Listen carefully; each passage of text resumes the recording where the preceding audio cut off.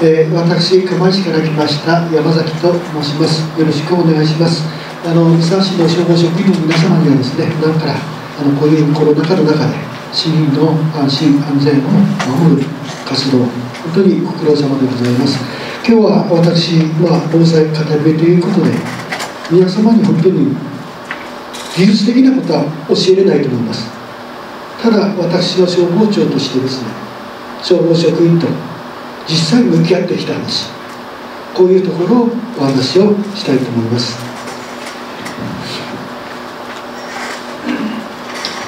今自己紹介ありましたけれども、ちょっと見えますか？ちょっと消してもらった方がいいですね。前の大丈夫ですか？はい、はい、今この真ん中のところで、実は3月31日これ起きたわけですけれども、その前に実はもうあなたはもう市の方に戻ってきてくださいという話があったんですね。ですからいろんな帰り自宅というかいろんな整理をしている最中、この震災が発生したわけです。で、当然人事異動はもう凍結になりましたので、ずっと消防事務局長兼消防庁として業務を続けてきました。で、震災終わって6月10日に市の方に戻って、災害廃棄物の処理、被災者遺族の対応、こういうことをメインにやってきまし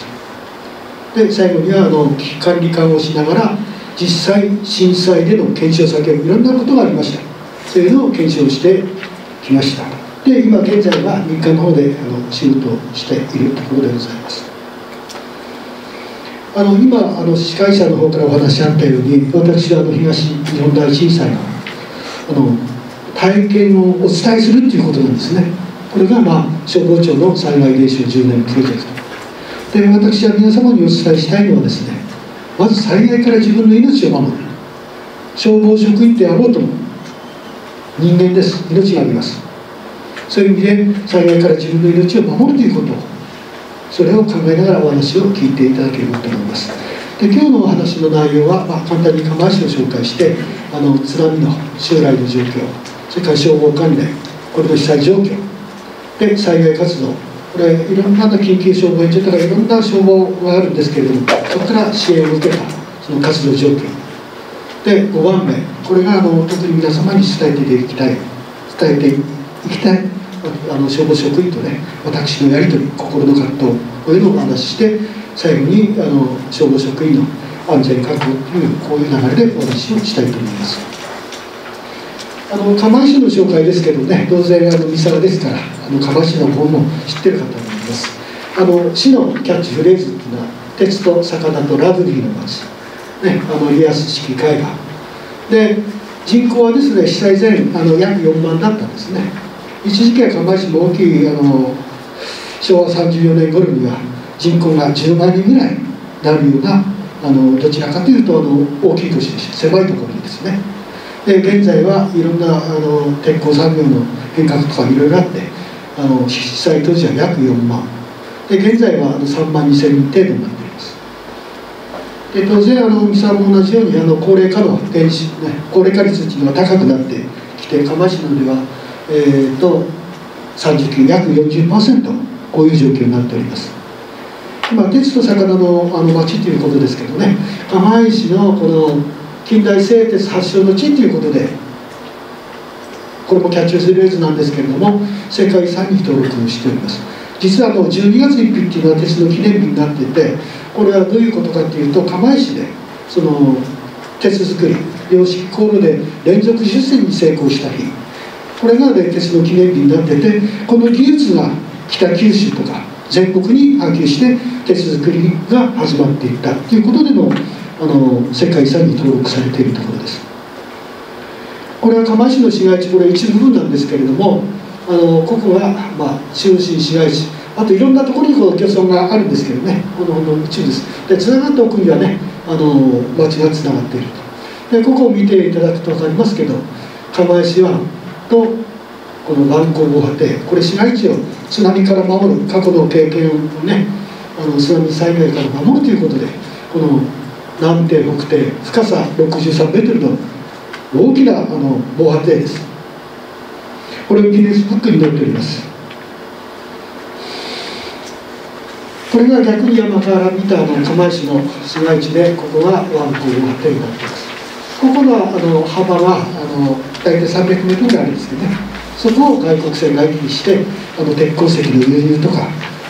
できた洗剤を輸出とか、ここの公共交通等を使っています。でこういうところはもともと新日本製鉄の土地でもっと広いんですけれども、でそこに後ろに市街地がつくという、こういう状況になっています。こういうところが魚市場があったり、あとこういう入れのところに漁村がいっぱい13個漁村があるんですけど、そういう点在している地域にあります。リアス海岸特有の地形成り立ちになってます。で鉄と魚を食って、あとラグビーワールドカップということで2019のワールドカップ、ここね本当に小さな田舎町の釜石でもワールドカップを開催したわけです。かなりの震災後のということもあったんですけれども、市民いろんな方々の支えによってね、釜石の開催も成功することになったわけです。これがワールドカップのスタジアムなんですけれども、ここはね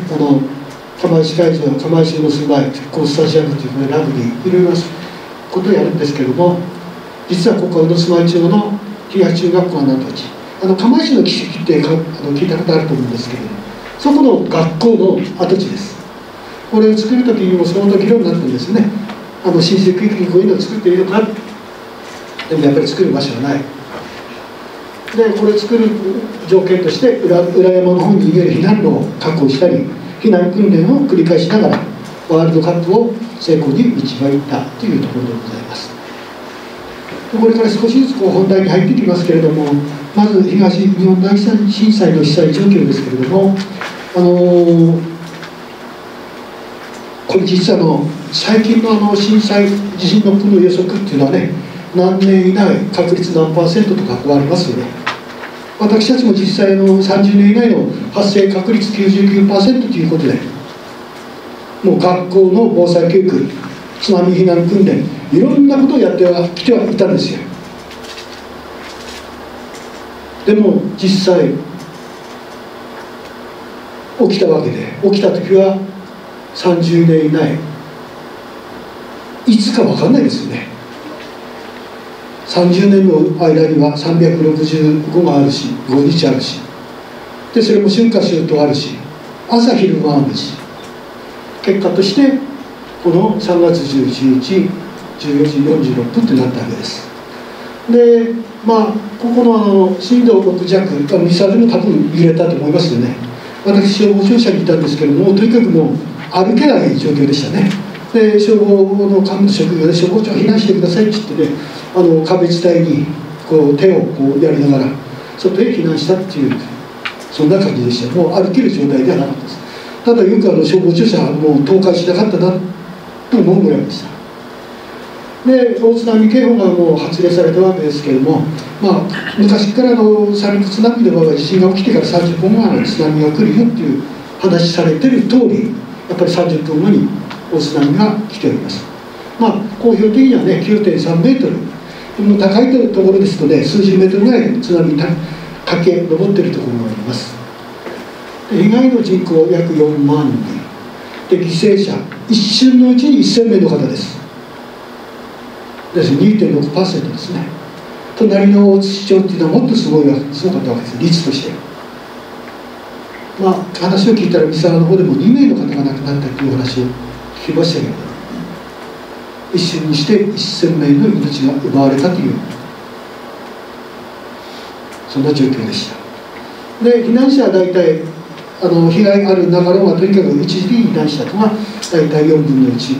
で、被災家屋っていうのは大体3割の家が倒壊している、これが状況です。で私の、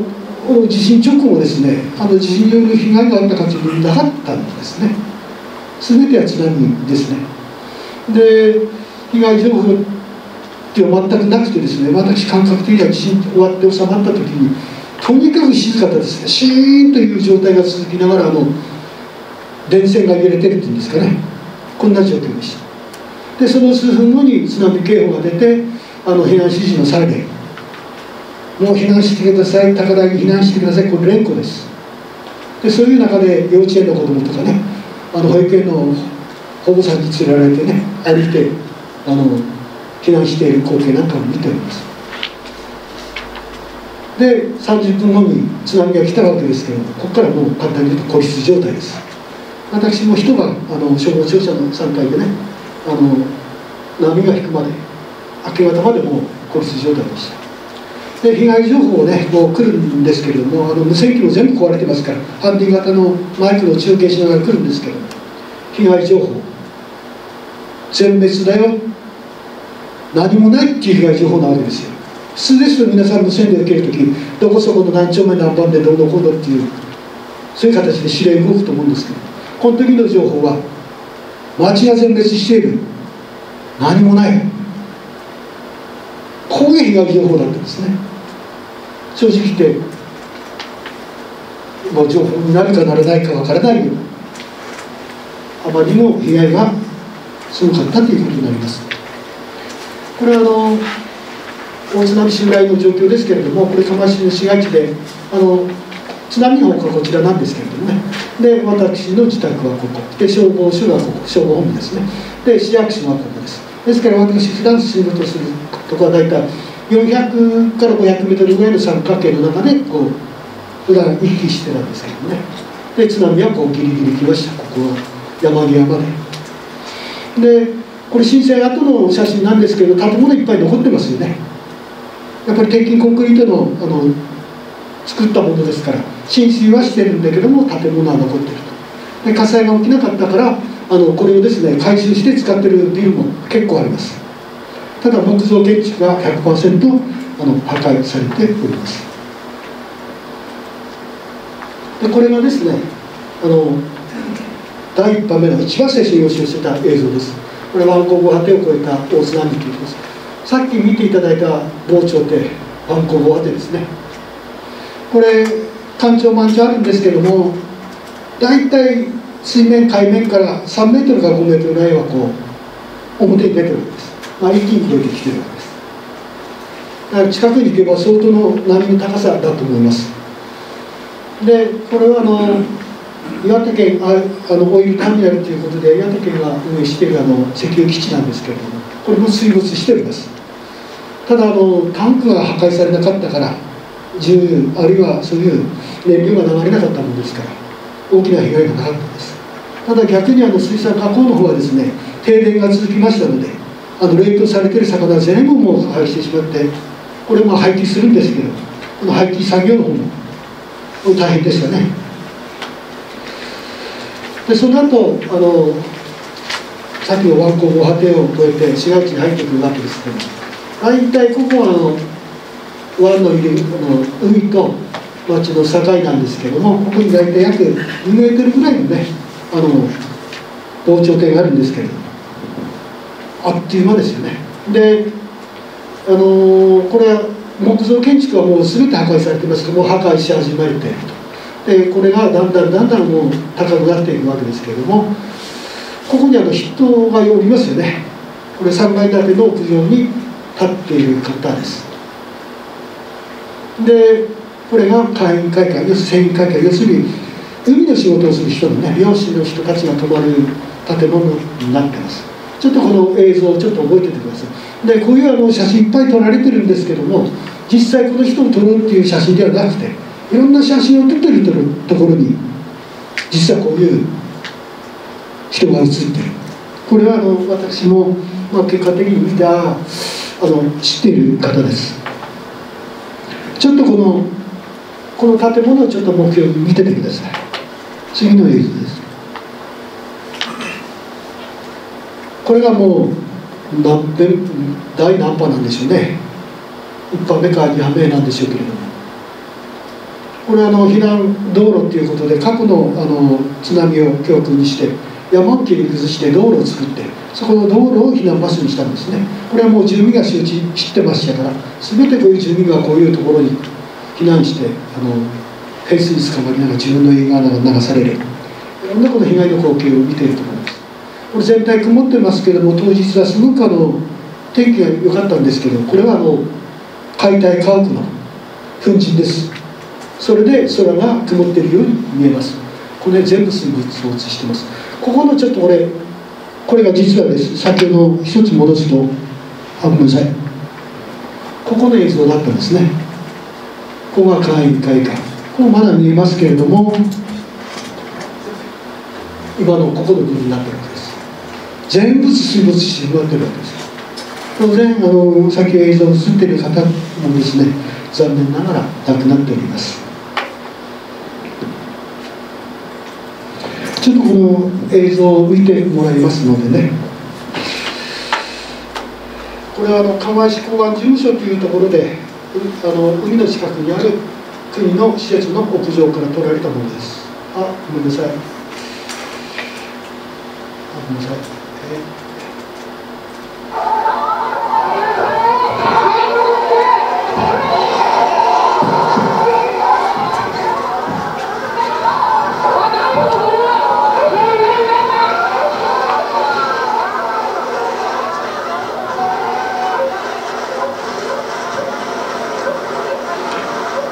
もう木造の建物は全部破壊されます。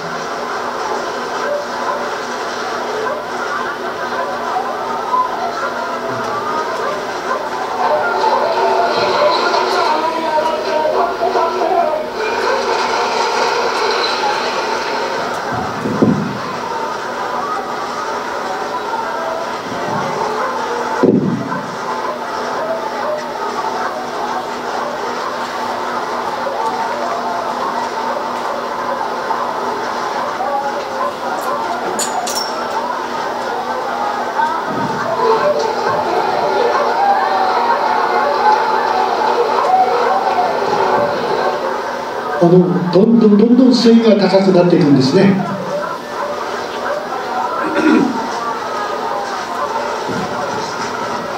これはね、川を掃除をしているところです。これは市役所の正面玄関前、これは津波の2波か3波ですね。第1波目でこの瓦礫を置いて、今2波目か3波目が来て、瓦礫をどんどんこう押し寄せてくる光景です。瓦礫を置いて水だけが引いていく、これが6回ぐらい繰り返されているわけです。こっちの方では渦が巻いてますよね。これは市役所の正面玄関です。これ粉塵がすごいですよね。これ解体家屋の粉塵です。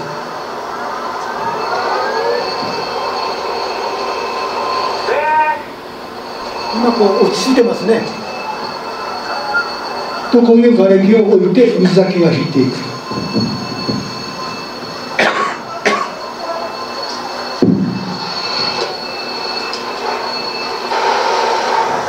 これは釜石湾の水が引くっていう映像ですね。これ釜石湾の底です。これ深さ大体7メートルから11メートルぐらいあるんですけれども、全部一気に港の水が引いてきます。これ底見えてますし、これ4500トンの船なんですけど、全部この水が引いてしまう。すごい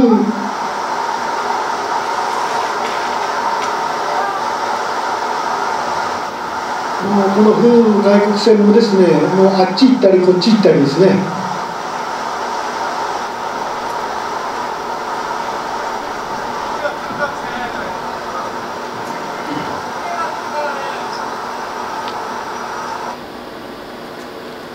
これが今の津波映像なんですけれども、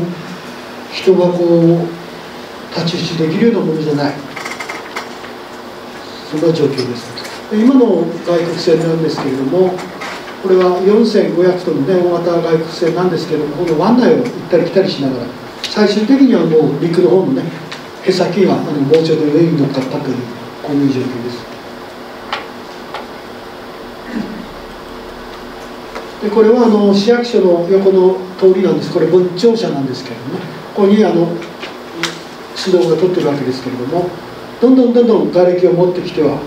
水だけ引いて繰り返しながらになっているわけで、瓦礫がこう道路に溜まっている、こういう中ではね、当然通行不能になるし、救助救急なんていうのはできるはずもない、こういう状況に陥ったということです。これは市街地の商店街の裏通りなんですけども、道路がやっぱり瓦礫を、通路になるんですかね、水の流れ道っていうか。でここには消防車両こうありますけどもね、消防これを運転されてた方も火薬も助かったと。で私も実はこの上をね、どうしても行かなきゃいけない事情があって、酸素ボンベを運ばなきゃいけないということで、私自らもう職員がいないんですよね。で私が避難所まで酸素ボンベを届けるためにこの上をこう行くんですけれども、すごく怖かったですね。怖いっていうのはいつこう崩れるかとかで、こういろんな瓦礫があるんですけれども、釘とかいろんなものがもうガラスとかそういうのが散乱している、こんな状況の中を避難所まで歩いていったということです。でこれから消防関連の被災状況をちょっとね、簡単にお話をしたいと思います。釜石消防署、大津消防署、大島市消防団、消防団、こういうものについてお話をしたいと思います。でまず被災状況の中で消防職員の被災状況ですけれども、三沢と同じようにですね、行政事務組釜石の行政事務組合で大津市長と一緒にこう組んでやってるわけですけれども、三沢市さんは単独処分ということで、職員数うちの方で108名なんですね。ほぼ同じレベルです、人数的には。で消防庁舎は4とあったんですけどね、でその中で準職者、消防職員の亡くなった方は全部で3人いました。そのうち準職者2名、これは通信指令業務を行っていた職員です。あと1名は自宅で亡くなっております。で家族の犠牲者ということですけども、19名の職員の方の家族、要するに奥さん亡くしたお父さんお母さん、全部で31名です。職員の2割の方、必ず家族の方に被害があったということです。で被災家屋数は約4割、職員の家屋全壊半壊約4割の方が職員で被災しております。今被災職員、家族が亡くなったり、あるいは家屋が全壊で、こういう中で避難生活をして、避難所生活を続けたわけですけども、業務を行いながら自分の被災対応、これをやらなければいけなかったっていうのが、こういうね、被害があった職員です。で私にはどうだったかというと、先話したように家屋の被害がなかったんですね。ただ家に帰れたのは被災後から9日目です。それまでは行政事務組合のね、こういうフロアに段ボールを引いて消防職員と一緒にコロネをしながら過ごしました。で9日目にやってやっと自分の自宅に帰ることができました。で私の家族もね、本当に小さい町の中ですから、すぐ三角形の中で仕事をしてました。おかげさまで私の家内も息子も無事だったんですけれども、安否確認というのは4日後ですね。4日後、私の兄が消防本部の方に来て、家族全員大丈夫だったよっておっしゃったのが4日後です。本当に目と鼻の先なんですけれどもね、安否確認、これやっぱり大変でしたね。職員の中でも消防職員や一般行政職の中でもですね、しばらく不明っていうのもいたんですよ。ですから安否確認ってすごく大変でした。これ建物の被害状況なんですけれども、4つの庁舎があったんですね。でこの赤い部分、この3つはもう全壊で被害したんです。で小佐野出張所、これ内陸部なんです。これはね、もう来年再来年あたりにもう廃止するよっていう、この新しい消防庁舎ができた時点でもうなくす予定だったんですけど、逆にこの出張所だけが残って、だから震災直後の活動拠点になったわけです。やっぱり内陸にあるのと沿岸にあるのっていうのは消防、同じ被害でも全く消防署の位置によって違ってくるということです。で実際この釜石と大津町は、災害復旧でそれぞれ今現時点は完成しています。で宇野住まい出張所、これはね新築1年です。もう出来たての1年です。これはもうやっぱり運営するのは大変だっていうことで結局出張所を作ったんだけど1年後には廃止しています。で古参の出張所は今調査ができましたのでこれは廃止になっております。であと車両の方は大体持っていた台数のうちの大体7割ぐらいが流れているわけです。簡単に言うと消防活動の原点であるこういう車両はないわけですから。これ考えていた時に皆さんよく大規模災害っていうお話ししてますけれども、私大規模災害もし言葉で言うとするならば消防機能も麻痺する状態、これが本当の大規模災害じゃないのかなっていうような気がしております。逆に消防機能が運営しているような時はそれなりって言ったら失礼かもしれないんですけど、そういう大規模災害ではないのかな、そんな考えでもあります。これ釜石消防で私消防庁併願がここで34年の地区でね、これ改築の時期があったんですけど、改築の時期があるために私が消防庁に行ってこういう整備をするために行ったんですけどね、その時に被災があったわけですけども、これ消防署消防本部があって、みんながこの屋上に切迫避難ですよ。切迫避難で屋上から自分のね通勤の車が流されている光景を見てるわけですよ。今ここきれいになってますけど、この辺も瓦礫の山ですね。実際これ今の消防署の正面玄関なんですけども、津波はこの1階分まで来てます。次の朝までも水は引きませんでしたが、建物の中で孤立状態です。で実はここね正面玄関は降りてきて消防団長も来てこれからどうするっていうここでね相談をしている時にちょうどこっちの横のところからの川が見えるんですけども、そこから津波の素性を確認できたんですね。そして瞬時に避難しなきゃいけないと思っても避難場所はこの建物しかないから、全員ここ登ってきました。その時にここがですね通信指令室なんですけれども、昔の建物っていうのはこういう出庫するところの隣あたりに通信指令室ってあるんですね。もう本当にここは逆に言うと外が見えない視覚状態というか、で僕らがこう階段を上がって避難する時にこの指令室で勤務している職員が「通信指令室どうしますか?」っていう何か大きな声で消防次長が大きな声で「指令室を捨ててすぐ避難しろ」、こういう一言のやり取りで、一気に駆け上っていったんですけれども、本当にこれも数秒の差ですね。足元が濡れながら避難していった。もし今その消防次長とこの通信指令室の方のやり取りがなければ多分通信指令室を守って被災っていうかですね命をなくされたのかな、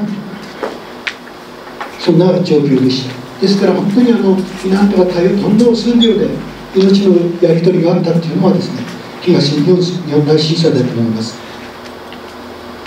これが大津市消防署、また後から詳しくお話ししますけれども、ここが通信指令室のあるところの入り口なんですね。で津波の方はこっちなんですね。でここが消防車両の入ってるところで、大津消防署の事務がここで、ここが宿泊施設で、結局津波はここまで来てますから、ここまで避難する場所がなくて、ここも切迫避難です。どこに避難したか、こういう螺旋階段を上ってですね、ここの上大体一坪ぐらいですかね、ここに10人ぐらいの消防職員がもう駆けずり上がって、みんな手を引っ張ってあげたんだと思います。で一晩中ここでブルーシートかなんかで寒さをしのぎながら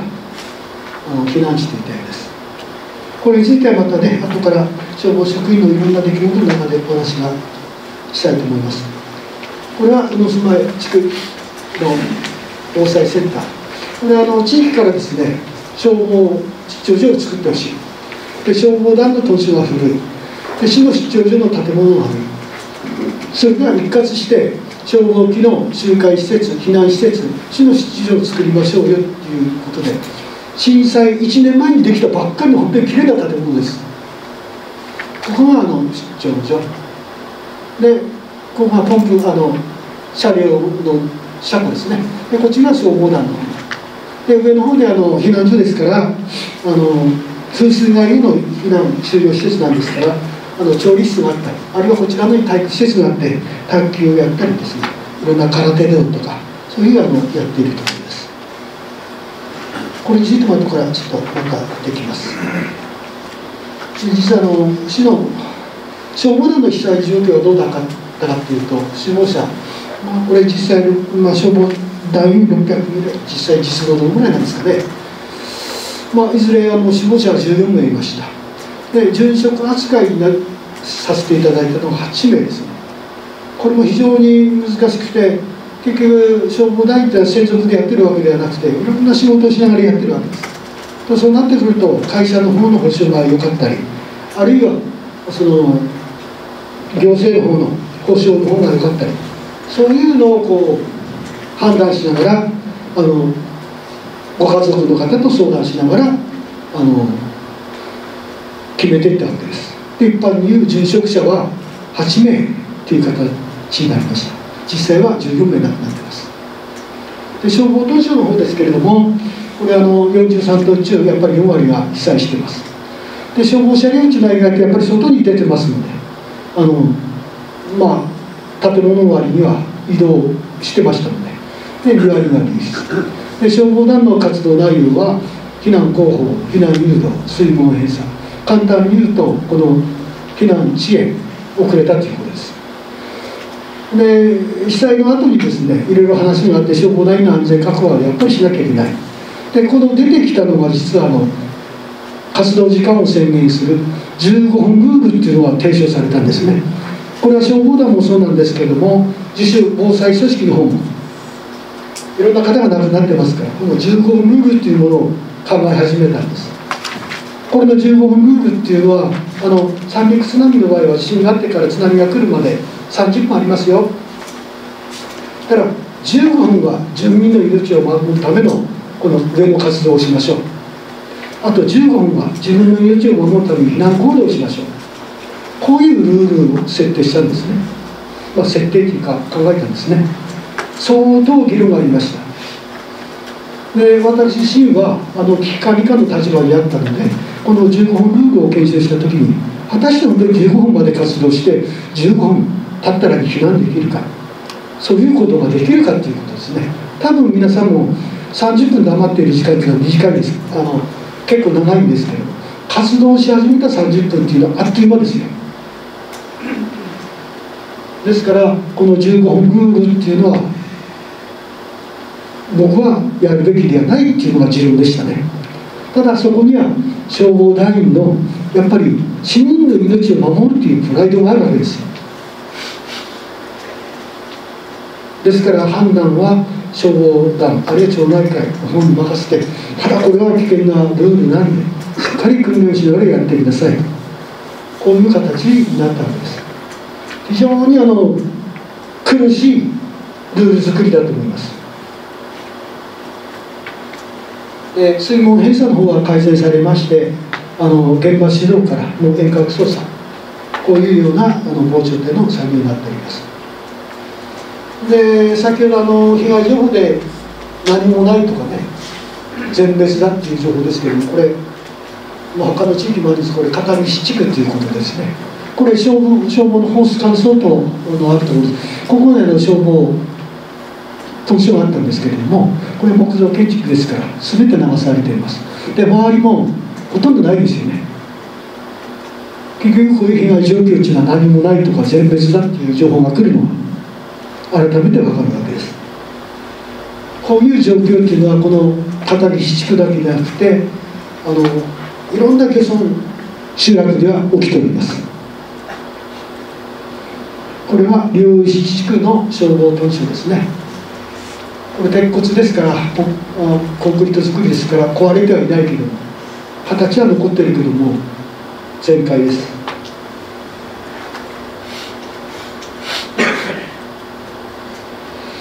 次に災害活動の実施状況ということで、この辺になってきますと皆様の業務にも関わってきます。7つほどお話をしたいと思います。一つは住民活動ね、どんな活動をされたか、で自衛隊、海上保安部で、特に皆さん関わりである緊急消防援助隊で、岩手県独自の県内の消防総合応援隊で、姉妹都市である東海市の活動、それから隣接地である遠野市、こういうところの実際の活動状況をちょっとご紹介したいと思います。これは釜石の箱崎地区というところで行われたところなんですけれども、また地震直後、道路も寸断される、停電になる、もうどこにも動けないんですね。たまたまここの時学校がありましたから、生徒たちは学校から避難して避難所に行ったんですけども、ごめんなさい、地元の方々は避難できない孤立状態になりました。でしからば何をしたか、まず最初に瓦礫撤去ですよね。とにかく動かなきゃいけないから瓦礫を撤去しましょうと。でその地元の建設業者が重機を提供したり、人も当然貼り付けたんですけども、地元でやってます。この時良かったのが、漁村地区ですから船の燃料、こういうのを使ってですね、そういう重機を動かしたそうです。ですからなんていうんですか、ガソリンがなくなったとかいろいろこういうのがあったんですけれども、こういうところでは重機を動かすのには全く問題がなかったそうです。で2つ目、救助救出、これは自衛隊とか来れるような状況じゃないので、地元の方が結局はやってるということです。救助救出は言ってますけれども、結局遺体の回収です。で確認された遺体、これは地元の寺に遺体を並べたそうです。で身元確認、これは地元でみんな顔見知りですね。ですから情報共有できるわけです。その情報共有をするために安否確認をさらにしているわけです、地元の方々は。で地元で世帯表、要するに安否確認表を作成したそうです。で全部分かってるわけですよね。あの人は入院しているとか、あの人今どこそこに行ってるとか。で最終的にこういうその安否確認の表が自衛隊、あるいは消防援助隊の、あるいは警察の遺体捜索に寄与したということでございます。で当然食料、これ全滅とは言っても山の方の家は残ってますので、そういうところから食材を供出して食べたそうです。あと地元でも引き入れ、被災者を引き入れる、こういう孤立地域では実際ですね、消防とか自衛隊とか待っていられないんですね。だから地元住民が災害活動を実施した。これは結局はやらざるを得ない状況に陥る、それが孤立地域です。だからこそ自主防災組織を重視しましょうということ、これを阪神・淡路の教訓からずっと続けられて今日まで来ているわけです。これは自衛隊の被害状況の調査です。これは中心市街地の商店街のこれアーケードですね。でこういう自衛隊が入ってきていろんな調査をしています。ここにはね、地元の記者の方なんじゃないかな、地元の方がいたりして、こういうところはいろんな情報を聞きながら、これを多分被害状況の調査活動、この結果を本部の方に伝えるんだと思います。それと並行しながら一番大切な道路計画、道路開いて、これ瓦礫撤去ではなくて、とにかく道路にあるものを全部右と左に分けていくっていうことですね。で国道は自衛隊の方々で、県道は県で、市道は市がやっていったっていうことです。いずれこれがない限りは、いわゆる救助救出、土地供給ができません。だから道路警戒というのはいち早く、やる必要があるということです。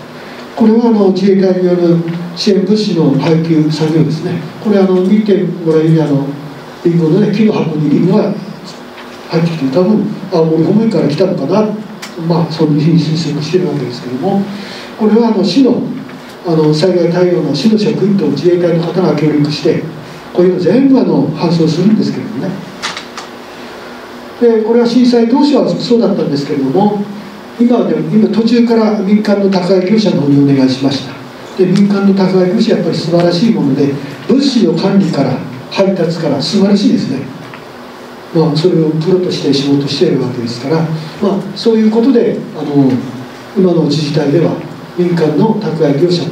こういうその支援物資の配送、こういう協定を結んでいる市町村もあると聞いております。この自衛隊の方々はですね、こういう支援物資を送りながら地元の要望とか地元の方の悩みとか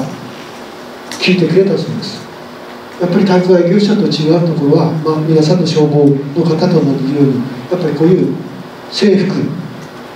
要するに市民の命を守る、国民の命を守る、こういう制服を見ることによって多分安心するんだろうと思います。これが一番その被災者にとっては心強い、そういう光景だったと思います。これ一方、海上保安部のハープ内の水中捜索ですけれども、これ海上保安部の方にね、やっぱりね、なんかこう写真がないか、ほとんど表に出ない写真なんですよ。やっぱりいろんな講演会があるので、海上保安部のちょっと何枚か活動している写真をくださいって言ったら、これを提供してくださいました。これ揺れ動くハープ内、これ潜水士がこう潜って探すんですね。これ1名ルレーなんですけど、必ず複数でやってます。でこれは洋上捜索ということで、複数の隊員がこのね潜ったりこの水面下をこうやるんですけれども、非常に危険ですよね。瓦礫がありますから。でさっき言ったように瓦礫の中には釘が出てたりいろんなものがあります。船上から安全確保をしながら作業していくところです。これも洋上捜査の一コマなんですけれども、この方が潜水士ですね。こういう状況の中を水面に何かこう遺体、あるいはヒント、そういうものがないか探している状況です。やっぱり陸は陸、海は海、それぞれ国の公安機関がこういう遺体捜査、こういうのをやっていただいています。次消防支援隊の活動状況、これをねいくつかお話ししたいと思います。まず一つに緊急消防援助隊支援活動、お話を聞くと三沢市の消防の方でもなんか第二次の派遣で行ったっていうお話を聞いております。で緊急消防援助隊というのは実際私もね言葉は知ってましたけれども、実際体験するのは初めてです。来る方も初めてです。ということで釜石大槌地区に派遣されたのは大阪隊、愛媛隊、大分隊、この3県が合同で403名、車両約100台です。一気に釜石に入ってくるわけです。ですから皆さん支援計画と自衛計画がありますけれども、受援っていうのはもう何て言うんですかね、平常時でないですから大変ですよやっぱり。でも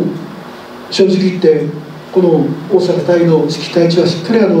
対応していただきました。で指示されたことは僕もいろいろあるんですけれども、基本的にこの3つでしたね。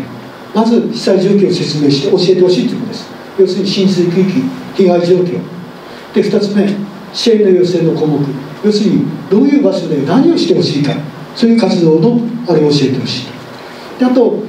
活動場所へ誘導、要するに地域は分かんないわけですよね。ですからバスで移動させます。そのバスの運転手とその現地説明してくれる消防職員を転乗させてください。簡単に言うとこの3つだけでした。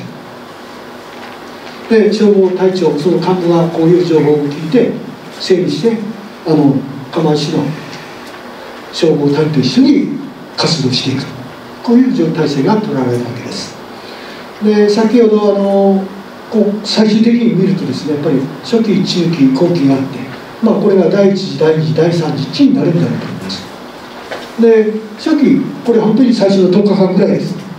もうこれは救助救出、救急で火災があれば、釜石の場合は林業火災だったんですけれども、こういう主催にもとにかく救助救出、救急、これを主催にやっていただきました。で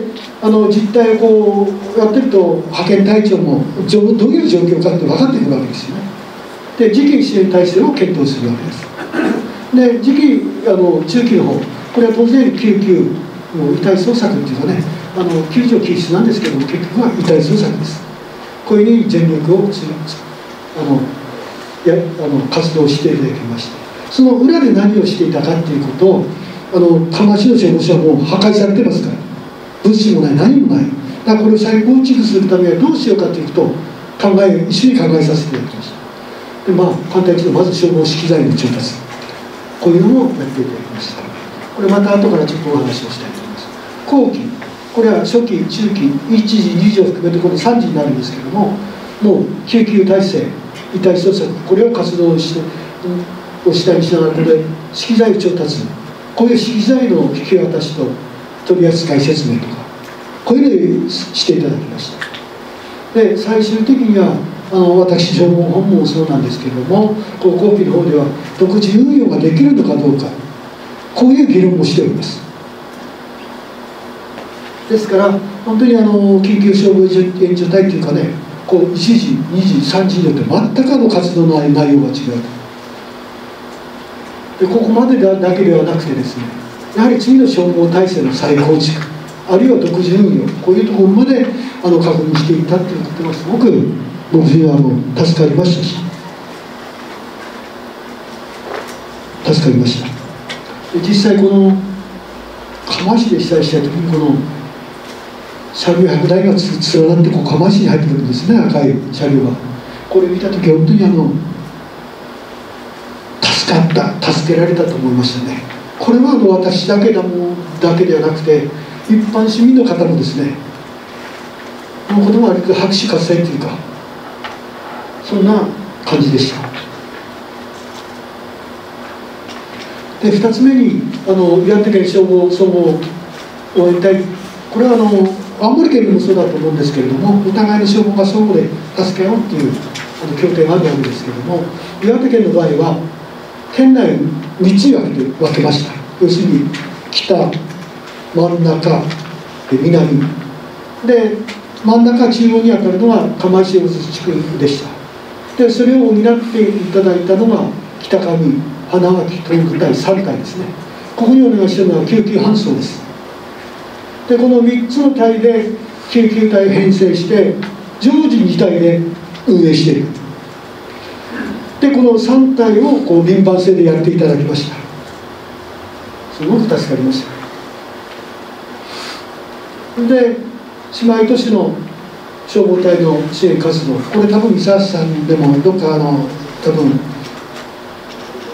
ですかね、姉妹都市を締結しているところがあると思います。釜石の製鉄の文化のつながりで東海市と姉妹都市を提携しています。もう東海市もいち早く単独で来ていただきました。で救急搬送を手伝っていただきました。でその他資機材の補充もで隣接地、これ特に協定は結んでません。これ遠野市ですね。でこのやっぱりね、一番近くにいるってことはすんごい力になりますね。で実際この遠野市は後方支援基地として運動公園、こういうところに自衛隊の集結地になって沿岸の被災地と行き来するような後方支援基地になっていただきました。でその他婦人消防、これ炊き出ししていただきました。これ延べ聞いたら12万個おにぎりを握ったそうです。これ震災当初ですね。ですから1週間ぐらいにこのぐらい握ったということになります。実は今遠野市の後方支援基地っていうお話しましたけれども、実は明治あるいは昭和の津波の時にも遠野市の方でいろいろ支援してくださったんですね。で緊急消防援助隊いろんなこういう防災活動が出てきた時に、遠野市ここを津波震災の時の後方支援基地にしましょうっていう被災地後方支援基地構想っていうのを立ち上げたところだったんです。で遠野市はこういう運動公園、こういうのを整備します。ここにヘリコプターの発着場とか、あるいはいろんな形のテントを張れる場所を作りましょう。でここは遠野市の消防庁舎、そしてこれは被災地後方支援の設備、こういうものを物資を入れていく建物に作る、こういうことで動いていた最中の震災だったんですね。ですからこの構想が 100% できているわけではなくて構想だったんです。ただこれがあったおかげで実際はこの運動公園、サッカー場にこの自衛隊が野営地として張り付いていただいていたわけです。飛行場とか高速道路はちょうど内陸部にありますから、この中間地点として非常に大きな役割を果たしていただきました。これは緊急消防援助隊、これ第一派遣隊ともしないだと思います。でこれ鉄道ね、こっちの方はね雪道っていうのは慣れてますけれども、大阪大分のお姫なんていうのはねほとんど雪も降りませんから、そういう意味では雪道に苦労したっていうようなお話を聞いております。これが緊急消防援助隊と一緒に家屋捜索をしているところです。これ本当に余震が起きている最中なんですね。ですから二次災害のそれもあるんですけど、そういう中をお互い連携しながら東海各南から捜索活動を行っているところです。これは被災車両の一個一個収容した車両を遺体があるかどうか確認していくんですけれどもね、実際これ一箇所に自動車を集めたんですけども、それを解体作業して震災から5ヶ月目にですかね、やっぱり車両の中から遺体が出てきたっていうのはありました。そういうことも含めて遺体の捜索作業っていうのは非常に難しい、こういうこともね震災が教えてくれました。ごめんなさいごめんなさい。次にこれ災害対策調整会議っていうのがあって、バラバラでは活動できないんですね、この大規模災害になってくると。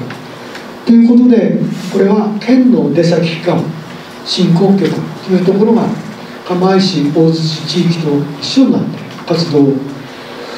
調整会議を行っているところです。ここは自衛隊、海保、警察で消防の起源隊で消防署でラインを司る民間の方々、こういうのも含めてですね、当日その地域の状況でどういう活動を行ったのか、でそこの問題点で次の日がどのような活動をするのか、こういうところの調整していく会議でした。やはりここでいろんな順番があってですね、やっぱりこっちはもう遺体の捜索最初だったんですね。だけどだんだん今度はライフラインの方に移っていくわけですけれども、普通目に見ると電気っていうのは電線を通せばそれ電気が通じるのかと、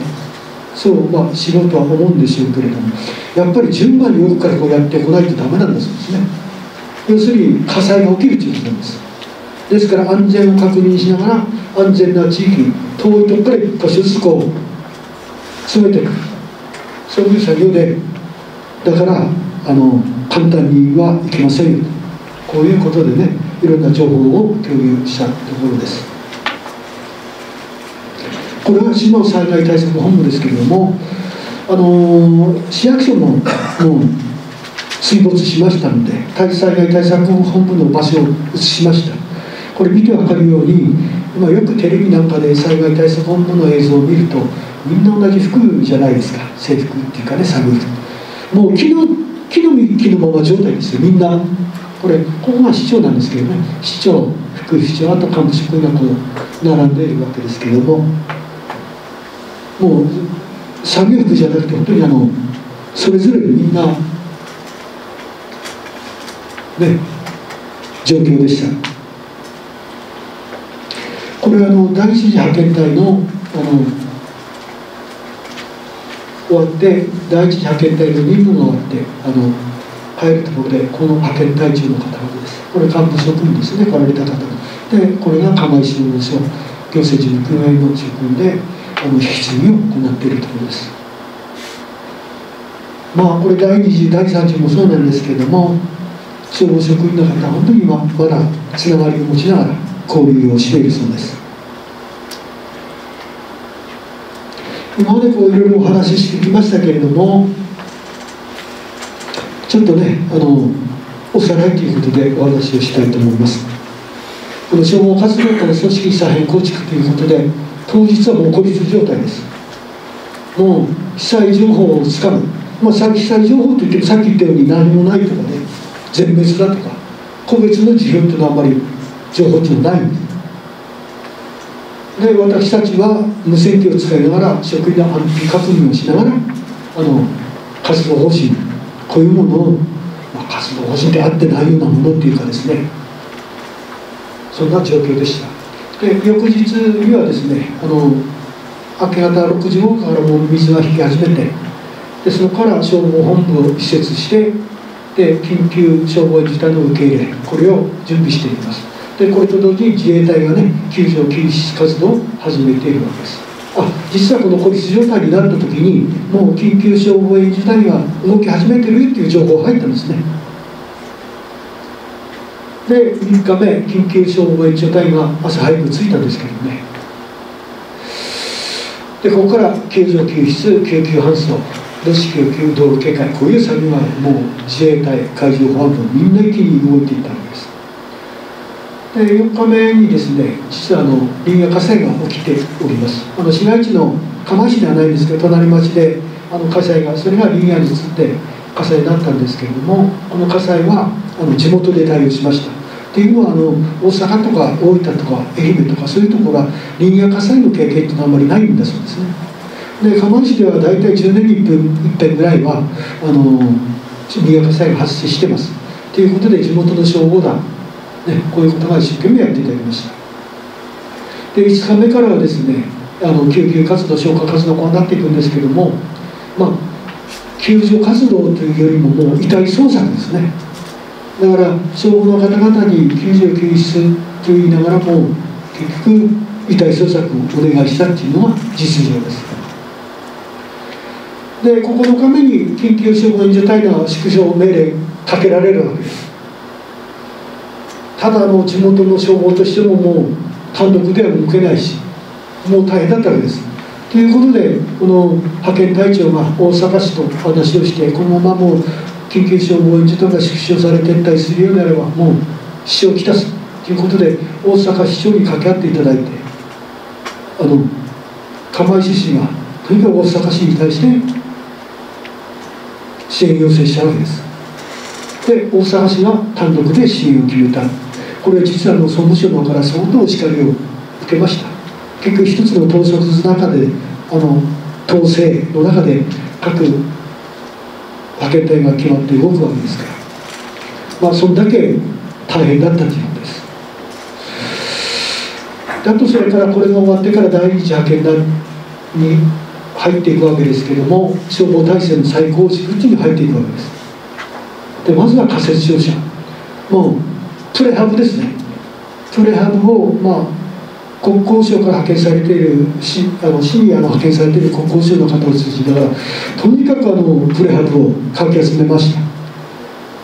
それで本当に仮設ですから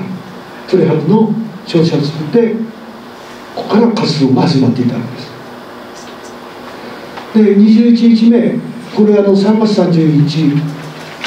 消防職員の退職者一例の交付式です。本来であれば制服制防みんなの敬礼を受けながら花束を受けて退職します。ところがこの日はどうであったか、もう木の幹のままですよ。長靴を履いたまま、そういう中で私がですねその職員2名3名の方に幹部職員数名立ち会いのもとで感謝状と退職事例を交付したわけです。本来の消防の素晴らしい退職者を見送るようなそういう光景は一つもありませんでした。で以降活動実態を把握しながら消防資機材の補充しながら単独運用を判断するかどうか、これが次になっているわけです。で私も救急搬送のグラフを作りながら被災前のグラフを調整しながら判断したわけですけれど、で5月1日に単独運用を開始したわけです。でこれ開始するにあたって消防職員の本人を説明したんですけれども、相当不安がられました。本当に自分たちこれでやっていくからとか不安だった職員がですね、でもやってみない限りは分かんないですね。不安になってたら前に進めない、とにかくやろうと。でもし万が一支障をきたしたら、また県内の消防協会の方にお願いしながら対応してもらうから、みんなでやると。そうやって震災から52日目も5月1日ですけれども、単独運用しました。消防職員の方は一生懸命頑張っていただいて、混乱なく運用することができました。今はこの釜石消防署、立派なものができております。今日のタイトルに消防職員の心の葛藤というのがあります。これについてお話をしたいと思います。基本的にこの辺は資料としては表には出てきます。多分震災の本の中でもこういうお話はないと思います。だからこの場限りの消防職員のためのお話だと思って聞いてください。今日はいっぱいあるんですけども、その中でちょっと3つお話ししたいと思います。1つは大津波警報時、この時の救急活動が行われているということです。でその時に救急の班長さん出動する判断で、実際出くわった出来事、フラッシュバック、多分フラッシュバックっていうのはいろいろ勉強されているのが分かると思います。これも現実としてこういうフラッシュバックですね、これが出てきたということで、そうした時に被災者遺族への説明責任するわけですけれども、もう不安と不安と、これがもう混雑した状況。それから消防職員の期間ということで、この住まい地区防災センターの出来事もあったんですけれどもね、ここでは住民約200名が避難して、生存者は34名です。この中に消防職員も入っています。でこの防災センターから63名かなの遺体が収容されているわけです。こういうお話をしたいと思います。あとそれから3つ目には殉職について、一緒に活動した消防職員で、そのトップである消防署長で、私自身この殉職者の重さっていうことをちょっとお話ししたいと思います。これはですね、本当に短いですけれども、全国消防協会の炎っていう冊子があると思います。この2012年の3月号に掲載されておりますので、もし綴りがあったらね、そんなもんかと思って見ていただければと思います。まず1つ目の大津波警報時の救急活動です。これは釜石消防署宇野住まい出張所ということでここにありました。津波警報中にですね、救急要請があったんです。その時に簡単に言うと、寝たきり、介護老人で避難もできない、どうしましょうという問い合わせです。でそれに対して救急隊の班長は出動を決断したわけです。もうここからですね、数百メートル目と鼻の先だったんでね、多分収容しちゃうと病院に行ければ病院に行ったかもしれないし、あるいは避難場所に連れて行ったかもしれない。で実はここから出動して家まで行って、で一番やることは搬送作業ですよね。でいつもの通りストレッチャーを出して、で介護老人を乗せてベルトで固定して救急車両に乗せるところで、実際津波が来たんですね。で班長はもうこれはダメだと思って、周りにいる職員あるいは家族の方をもう一気に避難しろって言って建物の上に逃がしたわけです。ところがその消防班長の見た光景っていうのは、自分が固定した高齢者がストレッチャーのまま津波に流されている光景だったんですね。でその奥さんも実は避難が遅れて助けようと思ったんだけど、マットレスかなんか投げたと言ってましたね。これに捕まってって捕まったんだけど、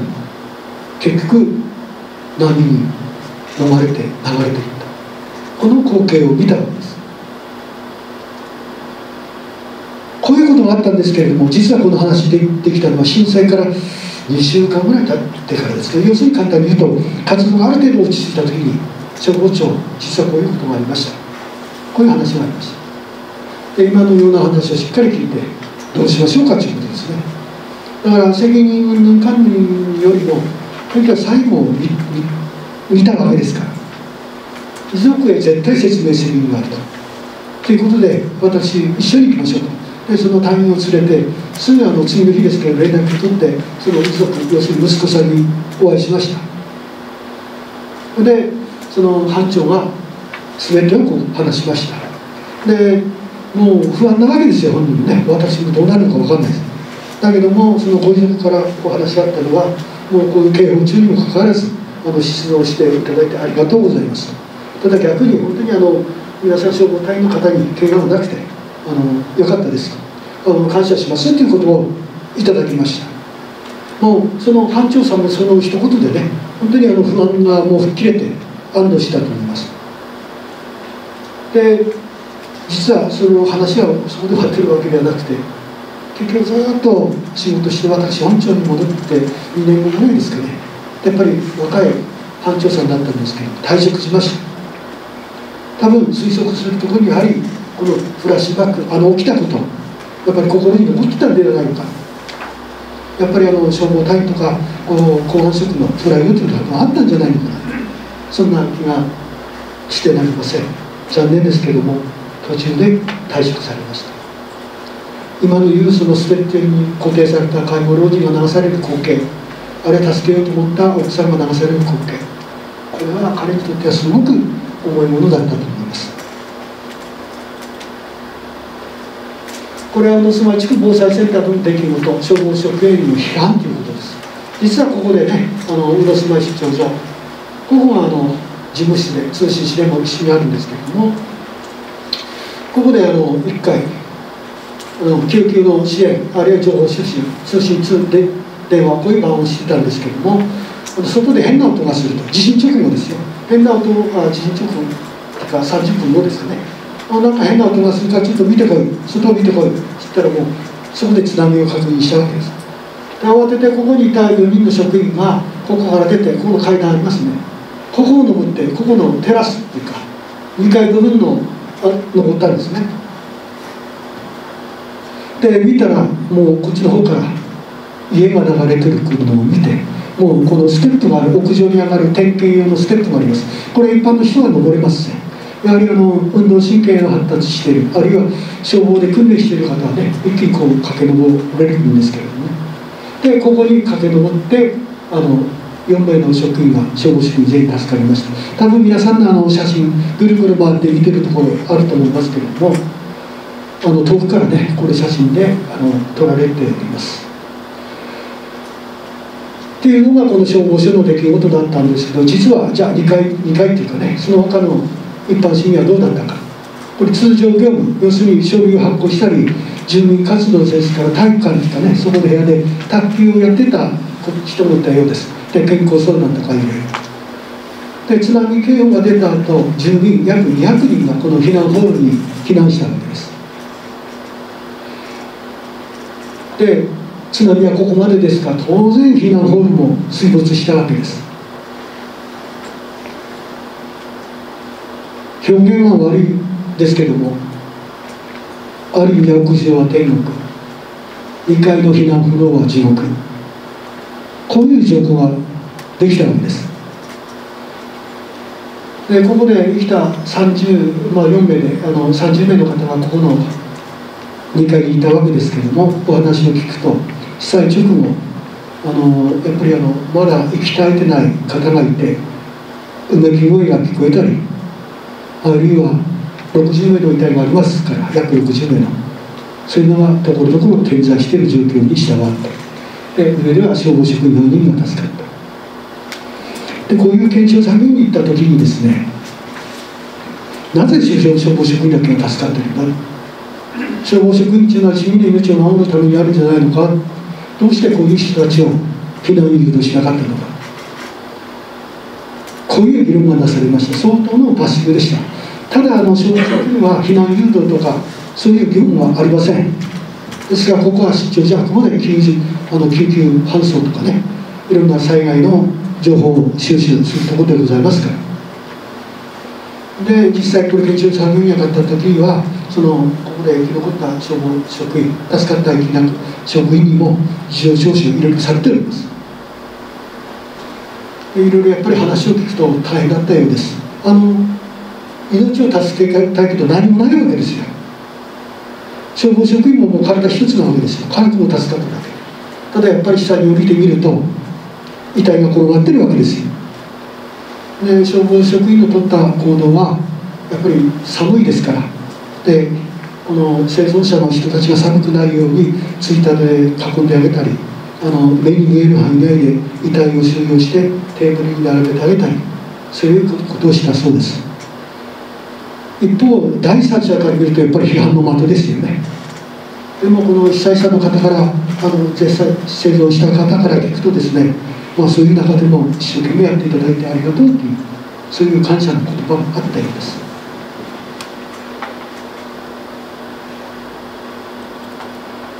でこれは消防署で職員の殉職ということです。まず一つにこの3つありますけれども、まず消防職員の生死の境目ということで、実はこの指定室のここなんですね。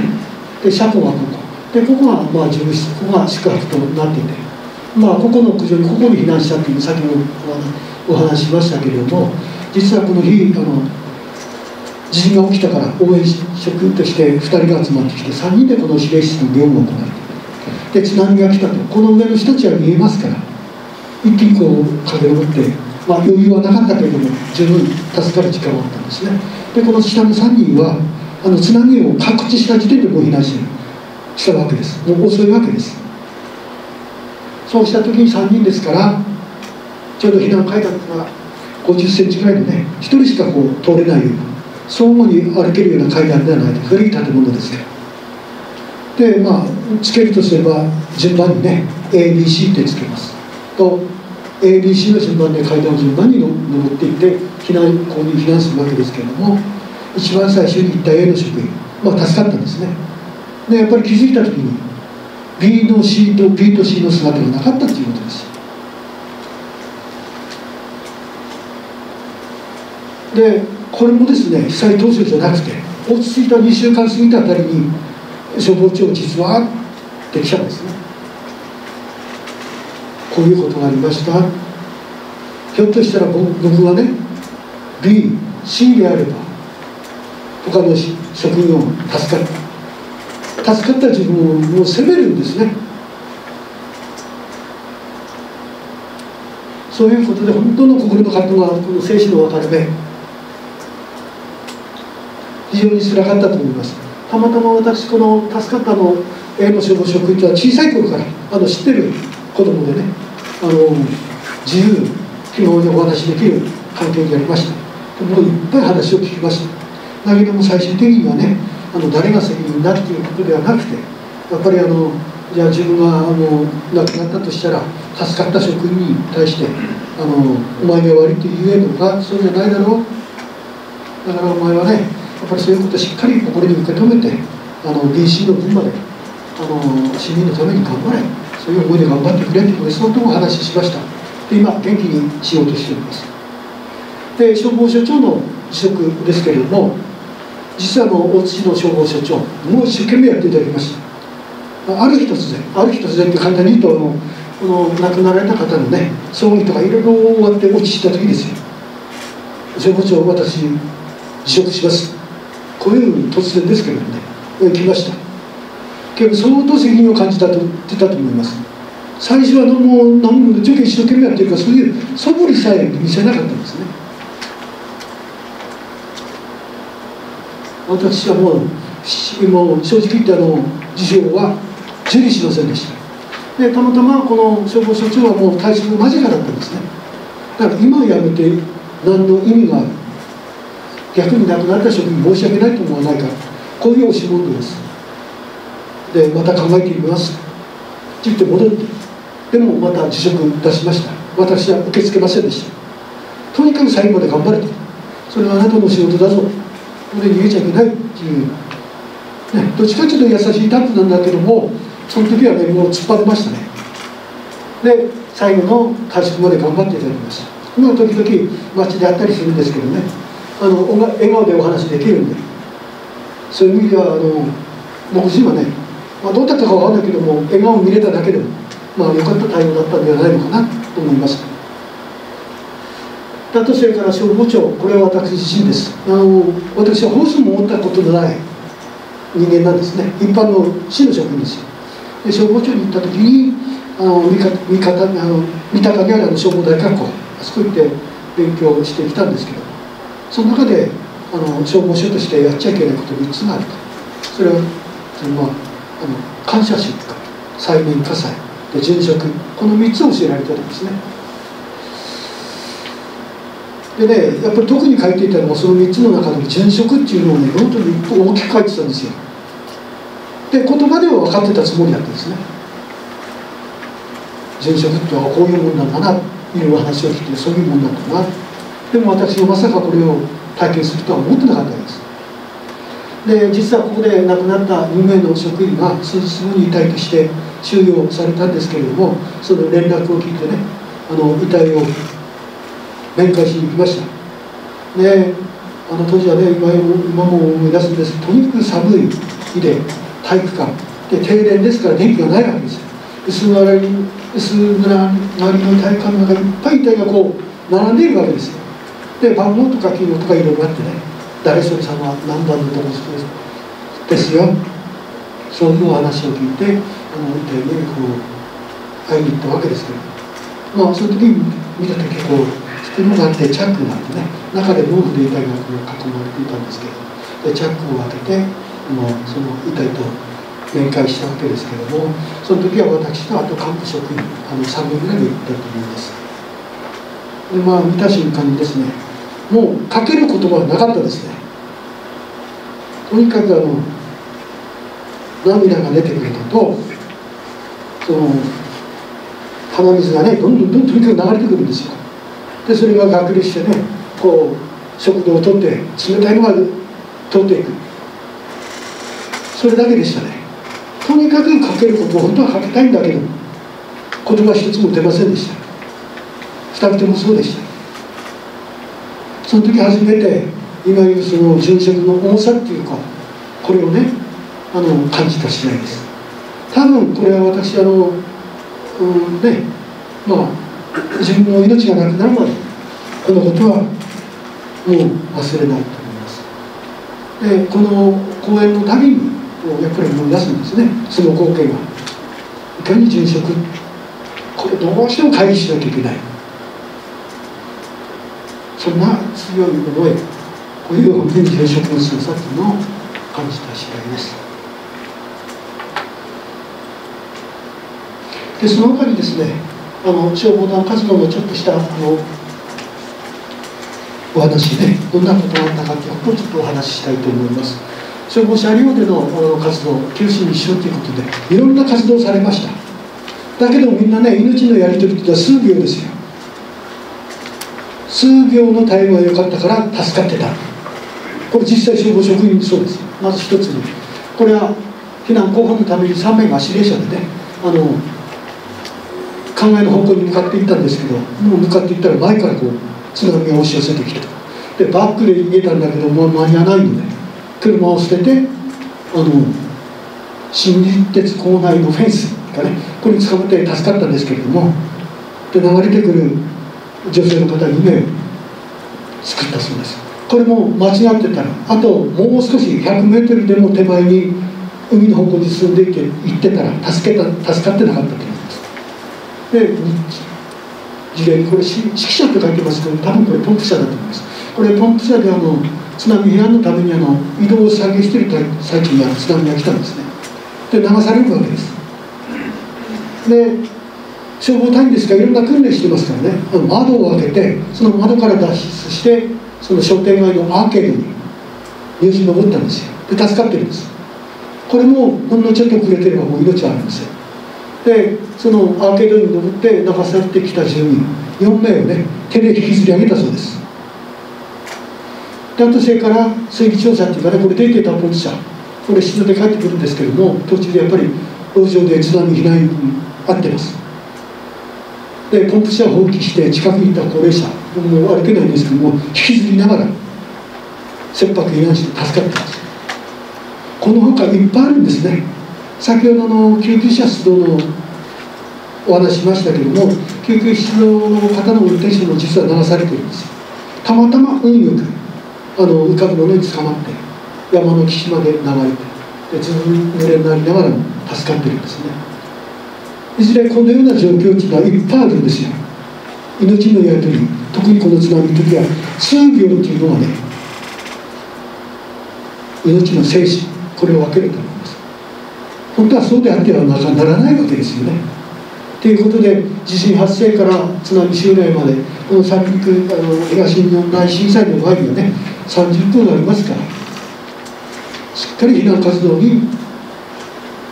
していただきたいと思います。でいずれ東日本大震災の場合は死者2万人ですからね、一気に2万人が亡くなっているわけですよ。この30分の使い道によってこの被害というのはもっと下ろせたんではないのかな。で東南海地震、私西日本の方でもお話しするんですけれども、2分から20分ありますのです。もうこれ見ると本当避難行動しかないですよね。2つ、それから今日私三沢の方にお招きいただいたのは、この西日本海溝、千島海溝、この地震の関係が多分あるんだろうと想像してはおります。でこれだって30分はもっと近いとかもっと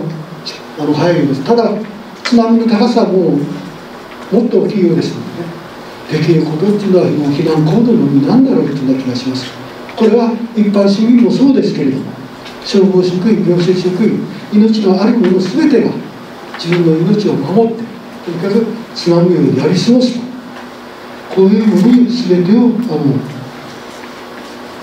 費やさなければいけない時間なのかなと思います。で最後になってきましたけれども、この消防職員の方はぜひね、やっぱり言うたらおかしいけども、この災害時はとにかく命を大切に、自分の命は自分で守るということで考えていただきたいんですけれども、もう一度再確認すべき事項をちょっと連挙させていただきました。庁舎の関係ですね。こういうこととかこういう理由書いてますけれども、結局釜石でも4つの庁舎あったんだけど、被害があったところがないところ、これはやっぱり立地条件なんですね。やっぱり川の近く、山の近く、そういうものによって違っております。立地条件ですね。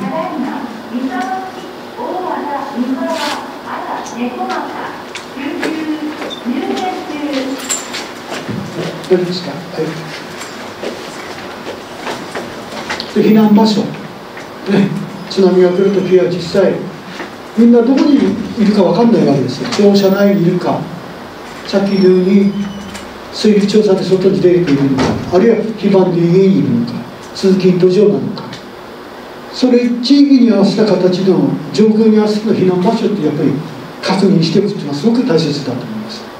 で避難方法にしても消防車両で行くのか、徒歩なのか、自家用車なのか、あるいは自転車なのか、こういう状況によって全く変わってくるわけですね。だから避難方法っていうのはね、何通りもあるということですよ。あとそれから広報活動、車両で巡回、防災無線、こうやってると、避難広報をやってると、特にこの退避基準ですね、これでやっぱり決めておく必要があると思います。要するに警報が出たらもう何もしないで避難するとかですね。で通信指令、これについてもですね、先ほど言ったように指令室にいた方が指令室どうしますか、この問いに対して消防庁がすぐ捨てて避難しろっていうその一言があったから助かったんですけど、そういう意味では通信指令、今安全なねいい加減にできてますけれども、こういうところをもっと考えてもいいと思います。それから救急搬送、さっき言ったように避難警報出ているときにこういう要請があったらどうするかということですよ。ということで、そういう意味では指導基準とかこれをもう一回見直すというのは、見直すんじゃなくてね、確認するということです。で場合によっては住民周知も必要かもしれないですよね。で水門閉鎖、これはねもう今最近は自動閉鎖になってますから、遠隔操作、ね、水門閉鎖の作業もというか安全確保を行う。で避難の前にですね、やっぱり移動方向、前にちょっとお話ししたんだけども、安全な地域から危険な場所にするような移動地は良くないですので、避難であってもですね、とにかく命を守る、そういう行動が必要なんだと思います。で3つ目、最後になりますけど、やっぱり安否確認、これやっぱりね、何もない時だったらいいんですけど、実際こう大規模災害になれば通信が途絶えたりいろいろ出てきます。で、職員の安否のみならず家族にも被害を及ぼしている部分があります。こういうところをもう一度ですね、消防として、職員として考えてほしいと思います。要するにその瞬時に自分で判断行動できるような、そういうイメージトレーニング、これをしていただきたいと思います。これは消防庁からの指令があるとかないとか、所長からの指令があるとかないとか、大規模災害になるとはそういう状況にはありません。その場にいる自分で判断して行動しなければいけない状況に陥ります。そういう意味のこういうイメージトレーニングっていうのをしっかりしていただきたいと思います。で、消防職員のメッセージということですけれども、まずは自分の命は自分で守りなさい、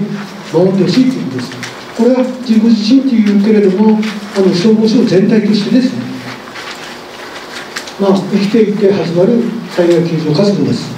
とにかく命を自分が守ることによって次の活動に展開できます。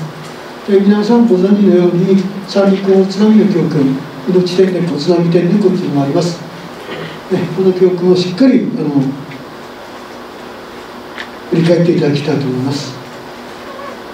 で、2番目に忘れるな阪神・淡路大震災の教訓、この阪神・淡路大震災の教訓に救急消防援助隊っていうのはできたんですけれども、この時の教訓、これはですね、兵庫県の芦屋市長、女性市長だったんですけど、北村市長っていう女性の市長がおりました。その方がお話ししたことです。これはね、震災直後っていうのは、とにかく3日間物資の面で我慢しなさい、物も少し食ったってそんな手に入らないよ。とにかくこれはね、全ての人が3日間耐え忍べということです。で、必ず他から助けに来てくれる、そういうものの考え方です。これは印象に残ってたんですね。で、実際私震災を受けてですね、被災直後のうちに正直言って何もできなかった。何もできないというのは率直な感じです。やってるんだろうけれどもね、成果として挙げれるものはひょっとしたらなかったような気がします。それが大規模災害なのかもしれません。とにかくこの住民も全て物心両面3日間耐え忍ぶということは大切だと思います。私が公安職がゆえの心の葛藤、さっきいろいろこうお話ししましたけれども、消防職員、家族が亡くなったりね、家がなくなったり、そういうことではなくても、被災しない職員もですね、ある意味は被災者と同じような立場に置かれるということがあります。そういう意味では被災の有無ではなくて、全職員の心のケア、これもやるべきだと思います。私も実際当初でとにかくわた災害対策してきましたけれども、本当に落ち着いたところにその専門家の職員を派遣していただいて、全職員の心のケア、相談、こういうものになっております。あと4番目ですけれども、効果的な活動っていうのはね、やっぱり消防隊員一人一人やったってしょうがないんですね。やっぱり基本的にはもう組織の結束しかないですよ。で、私もね、今回本当に体験して、やっぱり消防職員というお話しするんですけども、やっぱり責任追及の場面があるんです。決してね、みんなが悪いことをしようと思ってやるわけじゃないんですね。その場で判断して最大限の一番いいことをやろうとして、結果がうまく出なかった。こういう責任追及の場面ってやっぱり多々ありました。やっぱりこれはね、検証するっていう意味ではすごく重要だと思います。ただ、個人攻撃とか、こういうのは絶対まかりならない。こういうのね、絶対不可っていう思いがあります。したがって平常時からね、常にみんな職員同士の連携と信頼、これを持っていただきたいと思います。そのための言葉としてね、相互理解、お互いの立場、これをしっかり理解し合う、そういう関係になってほしいと思います。で、東大震災が何を残したのかっていうことです。もう簡単な言葉で言うと、東北地方で2万人、釜石市で1000人の死が一瞬にして出たということですよ。これは被災家族にとってね、非常につらい出来事なんですよ。いまだに生きている、どっかにいると思ってる人におりますから。で、大半の人たちは震災前にもし戻れるなら、そういう思いがいまだにあります。ですから被災者遺族を亡くした方はいまだにですね、こういう思いというものを一緒に生活しております。あとそれからこの東日本大震災がありました。今日本の海溝、千島海溝の地震の話が出てます。これだって正直言ってね、学生さんは言うのかも言うけれども、現実論として正直なイメージが湧かないっていうんですかね。何十年以内何%。ただやっぱりやらなきゃいけないのは、それはそれとしてやっぱり命を守るために学習が絶対必要だと思います。これ学習っていうのは頭の学習もそうですけれども、命を守るための避難行動できるかどうかですね。いくら防災学習をしても避難行動しなければ全く一つの意味もないです。でこれは簡単にまとめると、本当に適切な時間に適切な場所に適切な方法で避難行動を確実に実践すればですね、こういう数字は絶対出てこないんですよ。これはみんな言葉で分かってますよね。多分ペーパーやればこういう答えを出すと思います。多分防災のテストをすれば100点取れると思います。でもその100点が命を守れるか、そうじゃないですね。それが避難行動できるかどうか、これにかかっているということです。ということでですね、かつてなかった過去の記憶、これ明治、昭和、平成、令和も書いてますけれども、ここに石碑ね、これ津波で流されて一箇所にまとめたんですね。これが明治、昭和、平成、これも違和感というか時代をそのまま映しているというか、これはね、その辺の石ころをこう拾って、石ころじゃないかな、大きな岩を拾って部分だ、一部分をこう磨いてね、文字を刻んで、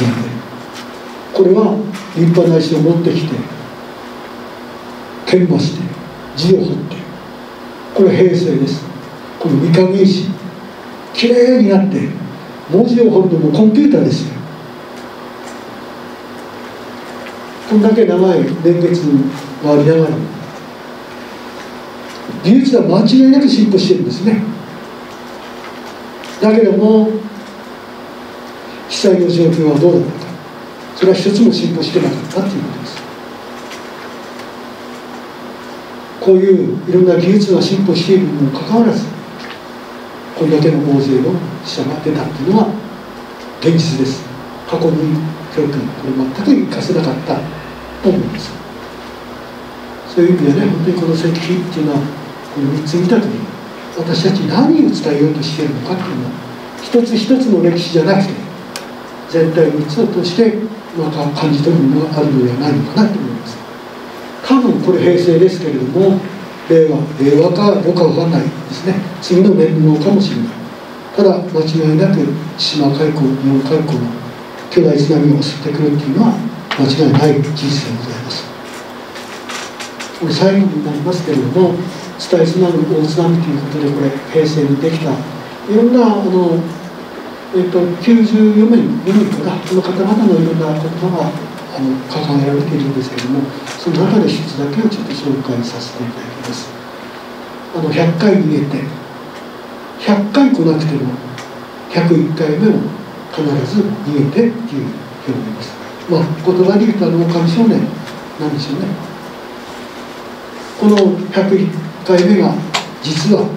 東日本大震災だったということだと振り返ってみると、そのように感じております。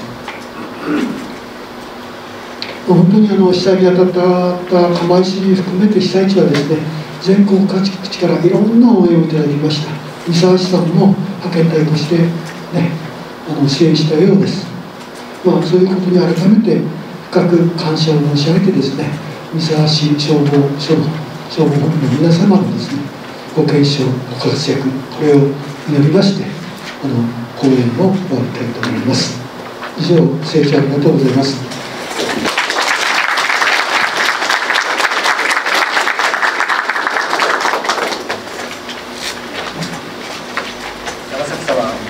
なお話ありがとうございました。引き続き本日の講演について質問等があればお受けします。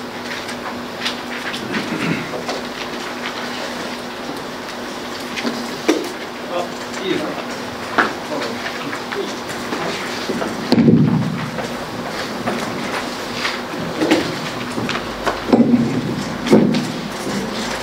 中部署に勤務している司令の金崎と申します。今日は貴重な講演大変ありがとうございました。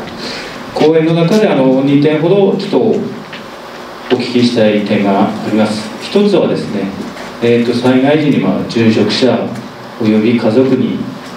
死んだという事実が発覚した時点で、その時に消防庁として職員を一つにまとめた何か殺し文句ってこの言葉が合ってるかどうかは分かりませんけども、そういった言葉があれば一つと、あとは最後の方にも出た、我々管理職としてはどうしても責任追及というところでどうしても犯人探しをしてしまう傾向がよくあります。そういった中でこういう平常時と非常時では全く異なるとは思うんですが、その時にやはり我々管理職としてもう一度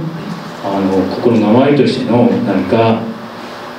ご教授いただければと思いますが、その2点よろしくお願いいたします。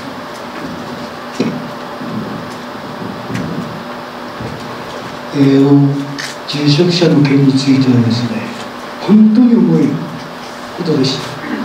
た。でまず最初にですね、やっぱり遺族の方に説明しなければいけない。もう謝っても意味がないっていうんですかね、そういう状況だったんです。当然職員も同じような状況だったと思います。で今言葉の中でね、これ職員をどのこうの殺し文句があるのかということでしたけれども、実際は話はしてません。多分みんなそれぞれが消防大学校で学んできた殉職という言葉の重みをね感じたこと、そのことが一番大切という結果としてね、亡くなった職員には申し訳ないけれど、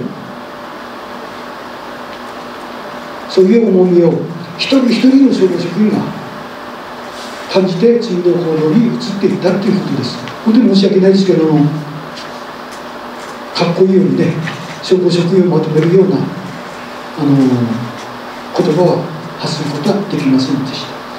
た。ただ言えることは、私行政職ですよね。ですから消防職員からなった消防庁じゃないので、だから逆に言いたい部分がいっぱいしてくれたんじゃないのかなという気がします。多分こういう組織の中ですと上がってくると上下関係というのはすごくありますから、要するに自分の直先輩にあたる消防庁にはなかなか言えない部分があったりする部分もあると思うんです。私もいっぱい言われました。だから逆にそれ一般職だったからよかったのかなっていう、逆にそういう思いもあります。なんか答えになっているようで答えになってなくて申し訳ございません。適切な消防職員をまとめる殉職に関するね言葉は特にありません。ただ消防署として慰霊祭を行ってますね。その言葉で全職員にこの殉職の重さということについてお話しした経過があります。あとそれから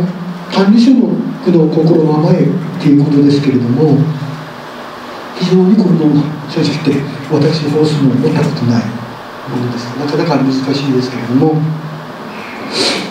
基本的に私の場合は全てを任せたということですね。とにかく自分では指令なかなかできない部分もあるので、とにかく担当者それぞれ任せたと。で問題があったら全部俺が引けるということですね。そういう姿勢で全部対応してきたつもりです。ですからとにかく職員の考え方とそれをもうとにかくやれるのはやれ、責任は全部消防署が取る、そういう心の前だからやれることをやりなさい、こういう指導でしたね。それが細かい指導っていうのは僕に知ってるわけですから、そういうことでねやってきました。だからさっき言ったように管理職の方も途中で消防署長も辞めるっていうお話ありました。非常につらかったと思います。でも彼は彼なりに一生懸命職業を信じてやらせることをやって、で最終的に自分が辞めればそれが責任が取れるんだろう、そういうふうに思ったところもあると思います。なんか答えになってなくて本当に申し訳ないです。今の質問正直言って難しいですね。はい、すいません。そ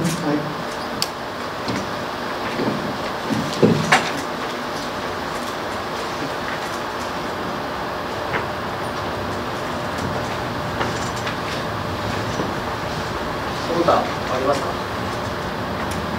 その他ありますか？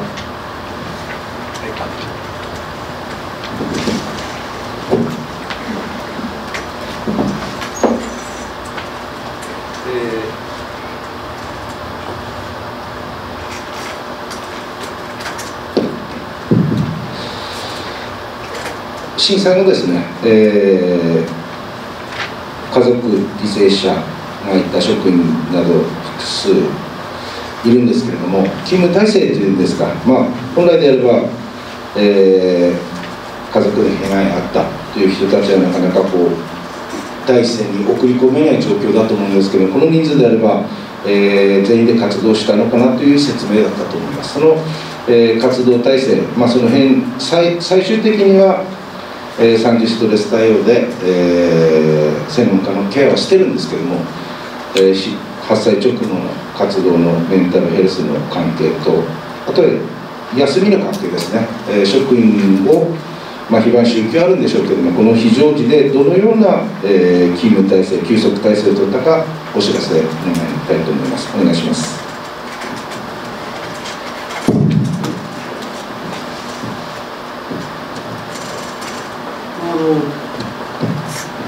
大規模災害、これまず多分一つのね、行き着くんだろうと思います。結局正直言って被災直後っていうのは活動してるんだろうけれども、活動してる実感がなかったんです。正直言って結果が見えてこない。とにかくその日その日だけで仕事に追われるっていうんですかね。でそういう中で心のケアの方ですけれども、実はこれもですね、落ち着いてからのお話なんですよ。本来はそうであってはいけないんですね。ただそれをやれるような状況にはなかったということです。だから例えばですけれども、私被災直後から家に帰ったの9日間9日間はですね、こういうフロアの中で消防職員がもう雑魚寝ですよ。だからそういう中で本当に正直言って心のケアとかね、やんなきゃいけないんだけど正直言ってできなかったというのは実情です。でふと気づいた時に、これも消防職員の方のお話なんですけれども、実は私の下にいた課長さん、実は奥さんを亡くしてるんですね。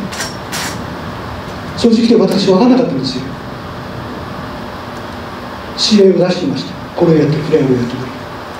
れ。でふとその課長からね、ちょっと今日お休み欲しいと。いいよ、どうしたのって言ったら、実は家内が亡くなった。それ知ったのはですね、被災直後じゃないんですよ。そういう状況だったんです。でも私はね、今それもね、実は心に使えてるところで本当に申し訳なかったな。だからさっき言ったように、職員の被災もそうなんだけど、家族とかいろんなところで被災があるということです。それを受けて消防職員っていうのはね、言わないんですよ。正直言って言わないで活動するんですよ。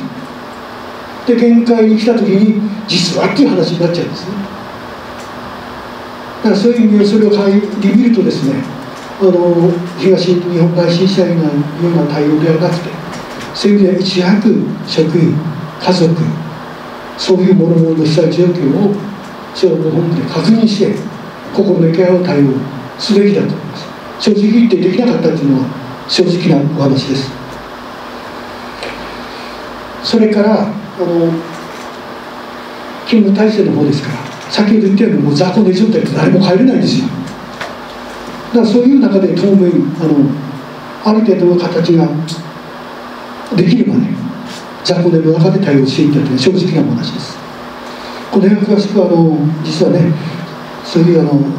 課長の方にお願いして運用してましたので、ちょっと詳しいところは分かりませんけれども、とにかく雑魚寝状態の中でやっていただいた。であとそれから1箇所残っている小佐の出張所っていうところ、そこにも分散して寝てて、で基本的にはそっちの何ですか、小佐の消防出張所の救急搬送とかいろんな活動をやっていただいて、その中で救急を受けてもらった。で雑魚寝の状態の方はこちらの緊急消防援助隊、こういう中で一緒に活動していった。で正直言ってね、休みっていうのはねないですよ、なかったです。本当は取んなきゃいけないですよね、辛いですから。でもね、取れるような状況じゃなかったっていうんですよ。そんだけ被害規模が大きくて人も足りない。でましては地域でさっき言ったように地域でもう活動しているわけですよ。それでこの話全く別個になっちゃうけどね、実は長期問題っていうのが出たんですよ。長期問題、みんな寝てますよね。市の職員もそうなんですけども、と業務に拘束されてるかされてないか、24時間の勤務がずっと続くわけですよ。でそれを普通通り計算していくと月100万個しちゃうわけですよ。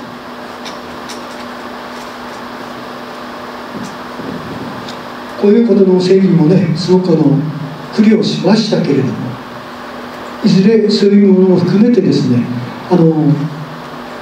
BCP って言っていいんですかね、やっぱり業務継続計画、こういうのをしっかり決めて、それで実際震災が起きた時にどこまで向けるかっていうのは分かりません。ただやはりもし万が一の場合はこういう救急体制を取ろう、こういうものをやっぱり内部で確認しておくっていうのが必要だと思います。ですから今日ほんの一部だけなんですね、お話ししているのは。今言ったように長期問題の話があったり、今言ったような上下関係のトラブルがあったり、いろんなものがあったということです。それは皆さんが学校で学んだりね、普段の消防の活動の中で話している以外のものがいっぱいあるということです。だからやはりそれを乗り越えていくためには、さっき言った消防体制としての一致団結、相互理解というのは非常に重要だと思います。で私自身は本当にさっき言ったように一般職から来たものですから、逆にいっぱい言われた部分があります。帰ってよかった、その時震災の時よかったなと思います。結果としてみんなが言ってくれたから。だから長期問題についてもね、せっせと話して対応しましたしね。ごめんなさいね、的確な答えなくて申し訳ございません。すごく難しい問題です。だからさっきずっと話してきてるんだけども、これがその通り当てはまるかっていうのは全く違うと思います。だから私の話は一つこういうものがあったよっていう現実論として聞いてほしいんですよ。それを聞いた上で三沢市の消防本部として三沢市の市民としてどういう災害対応に向かっていくか、そういうことをねぜひ考えてほしいと思います。ごめんなさい、的確ねこうだよっていうのは答え出せればいいんですけど、以上です。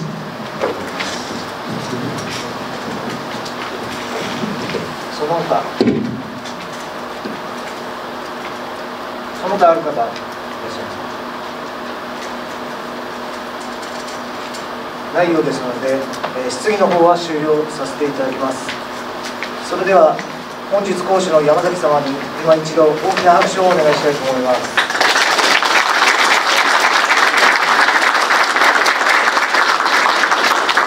ありがとうございます。